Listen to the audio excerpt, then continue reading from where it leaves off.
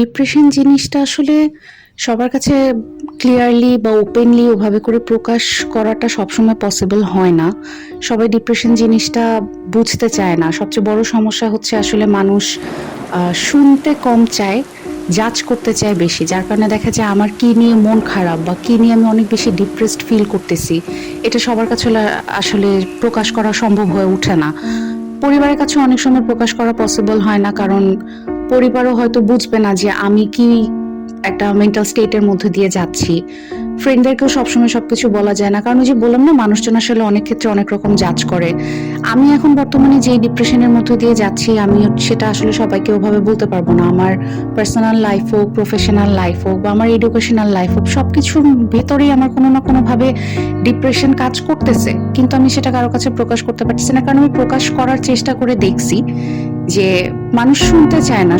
বলতে গেলে বলে যে আরে এটা কোনো ব্যাপার না, এটা ঠিক হয়ে যাবে, এরকমটা আমার সাথেও হয়েছে, এরকম আমি অমুকের সাথেও হইতে দেখছি, তোমার এটা এরকম কোনো ব্যাপার না। কিন্তু মানুষ না আসলে এটা বুঝতে চায় না যে অনেক সময় মনের ভাবটা কারো কাছে প্রকাশ করতে গেলেও কিছুটা হালকা ফিল হয়। ডিপ্রেশন জিনিসটা আমার পার্সোনাল ক্ষেত্রে আমি যদি বলি, আমি এত বাজেভাবে ফেস করছি যে একটা সময় আমার মনে হয়েছে যে জীবন রেখে আমার কি লাভ। আমি ডিপ্রেশনের এই লেভেল পর্যন্ত চলে গেছিলাম, আমি সেলফ হার্মেও চলে গেছিলাম। কিন্তু তারপরও তখনও আমি মানুষের কাছ থেকে ওই পরিমাণ সাপোর্ট আসলে কখনোই পাই নাই।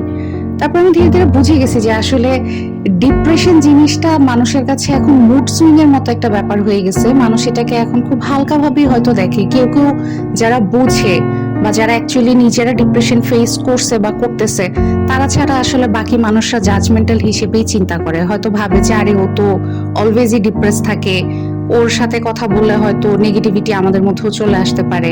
কিন্তু কেউ এই জিনিসটা বোঝে না যে আচ্ছা, একটা মানুষ ডিপ্রেশনে কেন আছে, তার কাছ থেকে একটু যদি শুনি, অন্তত তাকে কোনো সলিউশন দিতে না পারি, তার কথাগুলো শুনে যদি তাকে একটু হালকা হওয়ার একটা সিচুয়েশন ক্রিয়েট করে দিই, সেটাও তার জন্য অনেকটাই হেল্পফুল কাজ হবে। কিন্তু এই জিনিসটা আসলে সবাই করতে চায় না, যার কারণে দেখা যায় যে নিজের ডিপ্রেশনটা নিজের মধ্যে নিয়েই আসলে ওভাবেই থাকতে হয়।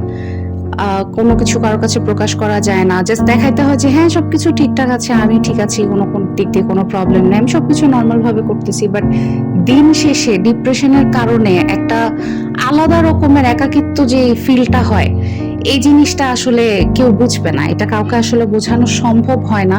যার কারণে ডিপ্রেশনটা ডিপ্রেশনের জায়গাতেই রয়ে যায়।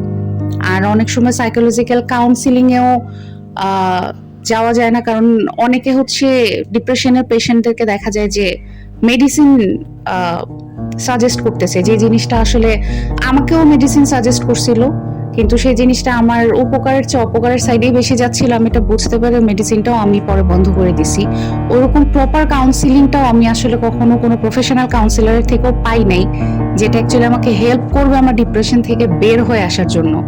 যার কারণে আমি যতটুকু সময় চেষ্টা করি নিজের ব্রেনকে কোনো না কোনো একটা কাজের মধ্যে ব্যস্ত রাখার জন্য, যেন ডিপ্রেশন জিনিসটা আমি আমার মধ্যে আছে, এই জিনিসটা যেন আমার মানে মনে করার সুযোগটা আমি না পাই। কিন্তু তারপরও দিন শেষে ডিপ্রেশন আমার মধ্যে থাকে, কারণ দিন শেষে যখন আমি বিছানায় একা ঘুমাতে যাই, ওই সময় ডিপ্রেশনটা আমার অবশ্যই মাথার মধ্যে জেঁকে বসে যে আমার জীবনে এই এই জিনিসগুলোর জন্য এই প্রবলেমগুলো হচ্ছে, যেটা আমি কাউকে বলতে পারতেছি না।